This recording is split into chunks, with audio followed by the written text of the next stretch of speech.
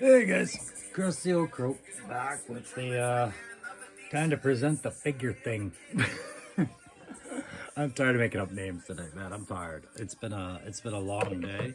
It's gonna be a long evening. I gotta get ready to take my son over to cadets, for which I'm now healed up enough from my minor operation. I'm gonna go start trying to see what they need there for some help there. Might involve cutting my hair soon. I don't know. No, I'm not gonna go be a cadet guy. I just see what they need for help. Cadets are really under-supported out here, I find, for kids. Anyways, I don't know if the Americans, if you guys got what your equivalent to our cadet program is for kids, but you know, it's not the reserves. We're not making child soldiers here, but man, is it ever under-supported. But hey, yeah, so if you were checking out earlier, I put out a quick video giving out my thoughts on what I was listening to with Punk with Toys there. Thanks again, Lawrence, for doing that episode. Helped me weigh off some decisions of what I was going to be willing to pay for certain things. So I've waved off on pursuing things after a certain dollar amount because I saw where Punk was looking at, and I was like, yeah, okay, no, that math's good up. There was only a couple things where I was looking where I realized, no, I just need to not be stupid and part with like $150 when really I should just be parting with maybe about 80 of that. So thanks again, Punk, for your great talk last night on your stream, and you know I'm going to be tuning in more on that. So if you were watching today, I talked about that stuff, and I was going through the last minute add-on weapons and things like that for my Arctic custom shadow tracker. And now over the time, I've been telling you why I wanted it, right? I've got a Snowjob on the way. I'm going to be doing my Stalker V2. I've got those parts on the way.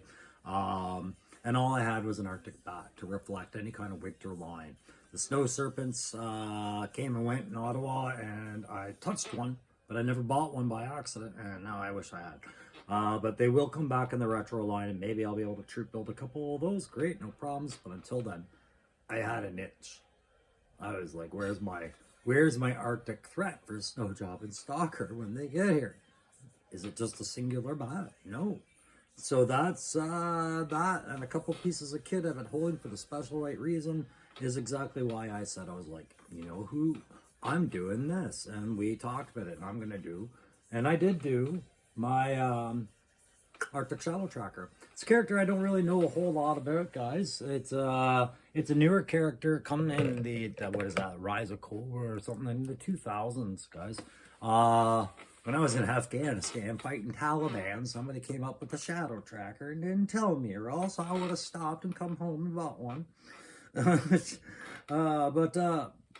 So I was kind of laughing about it. Like, I saw some really cool images of it, and then today I saw a couple of images. I was like, okay, wait a minute. That started off cool, and then I saw more pictures of it. I was like, that's not cool. So Shadow Tracker, I know pretty much everybody here except me. So the file card, the only file card I could find was that one. Don't worry, nobody's taking a shot. That was just my motherboard there. It says Shadow Tracker works for Cobra as a wilderness hunter and guide, scorning conventional firearms. That was important. I had to know that. Scorning conventional firearms. He uses traditional weapons from around the world. He tracks his prey using primal instinct. He hears the dark whispers of the jungle, senses distant footfalls in the earth, and tastes the victim's fear in the wind.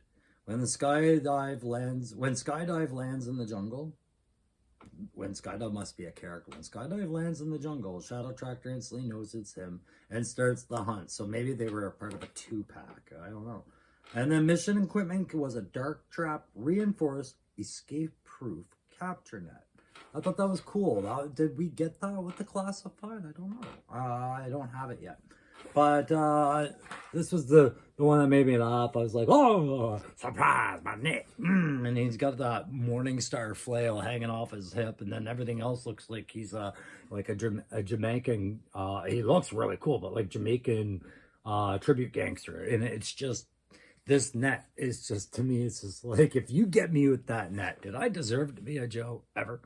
I don't know. That net was funny. It was just the handles. It's like, I'm going to get you with my hula hoop with tentacles. Yeah, take that, Joe. And it's escape proof. Okay, at that proximity. Yep.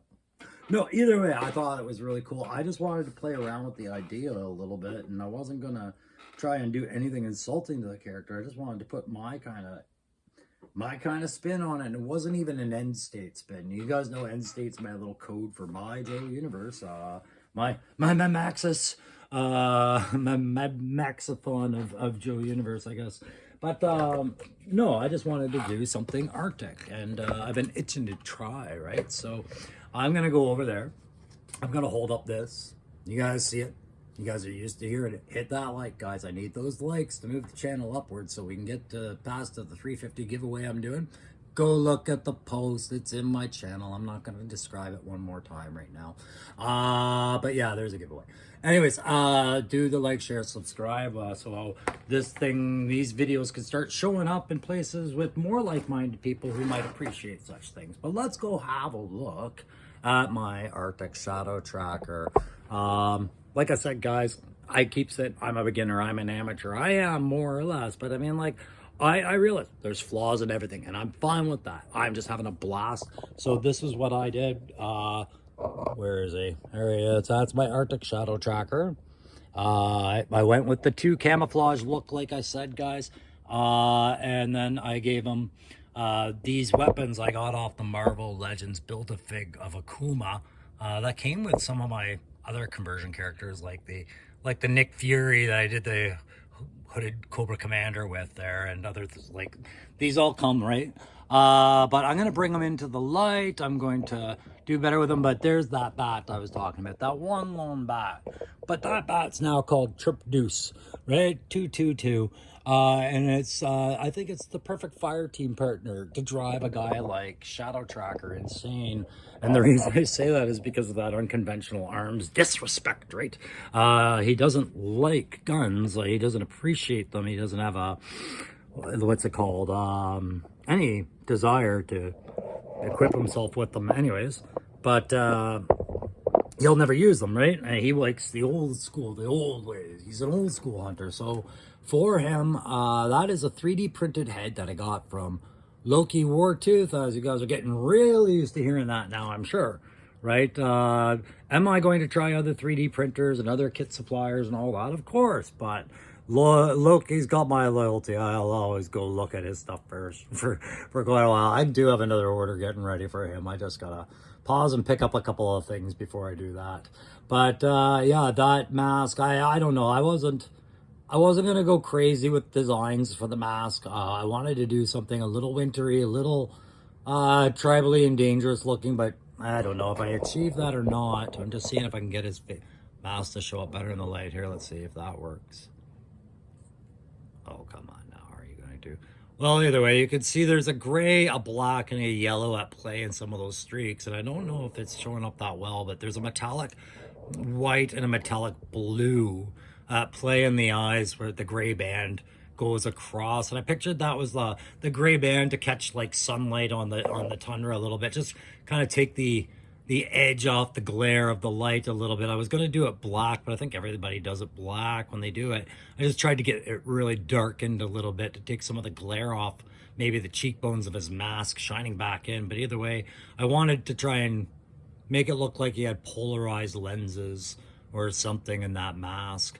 The dreadlocks, I wasn't going to go too dark into them, but I did gray them a little bit and do some fade inside there. I did have to Dremel the head to get that in there, but it wasn't a big deal to Dremel the head. It's just not the stiffest head on there, but it's a good fit for the neck. And again, this is a Snake Eyes Origins torso, neck, shoulders, and arms. And overall, the under his cod piece here is his extra crotch layer is yeah, that's okay. That fell. That's not a shot either. Neither is that. That right up to here, it's that Storm Shadow, the cod piece, and then the legs, and right up to the shins are all nunchuck, And then the feet are Merrick from the X-Wing character I got from Star Wars there. You see, I tried to do that two type of CAD pat, right? I wanted a really spotty woodland CAD, something really busy on the bottom side. And then on the top side, I wanted the white because I wanted him walking through, like I pictured evergreen forests and whatnot, where the snow would be sitting high on the boughs of the evergreen trees, so it'd be sitting above waist level. But at lower level, you would have branches and other things that would be catching, the greenery part. So that's why I went the low dark, high light. And then trying to blend that jacket into the arms. The arms were a pain in the ass to get back in. I'm not gonna lie. The jacket made it a bit tight. But like I said, I was killing two birds with one stone. I was using a set of arms that had very limited articulation, anyways, because of the way they were designed for the snake for Storm Shadow.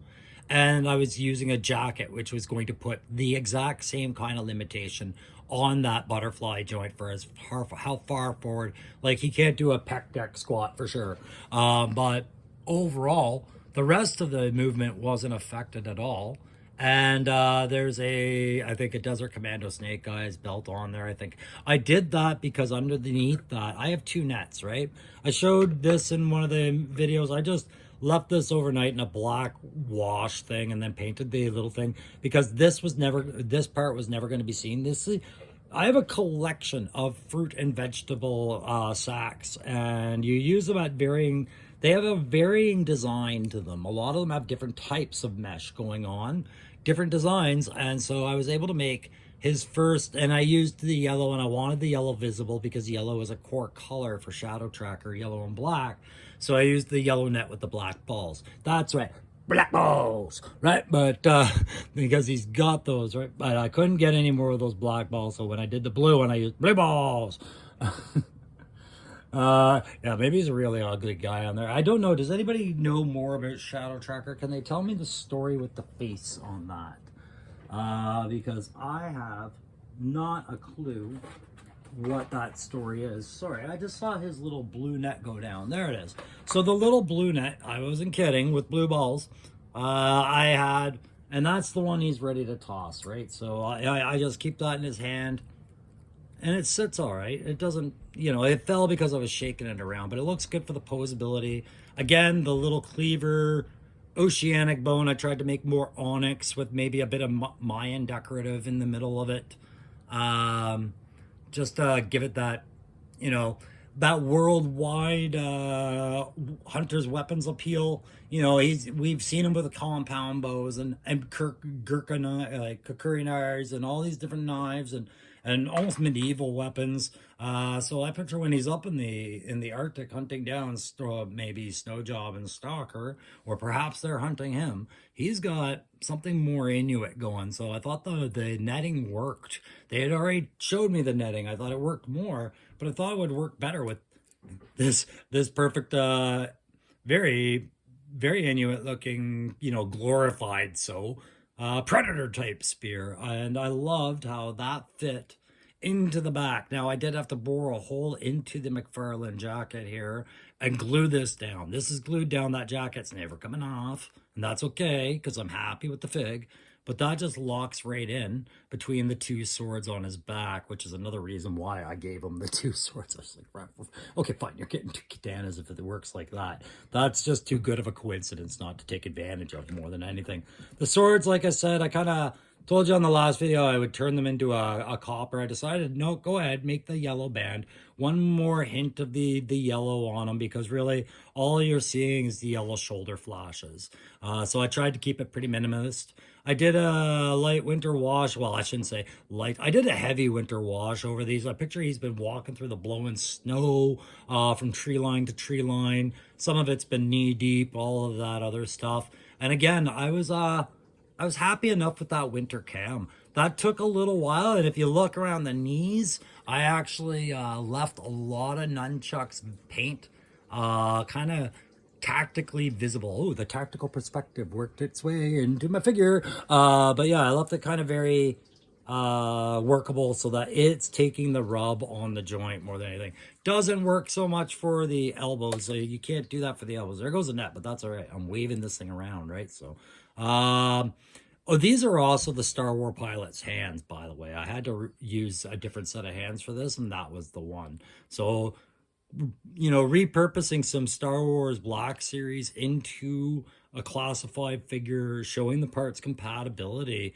I've found it in the hands, I found it sometimes in the head, and I found it in the feet. Again, those are their feet, right?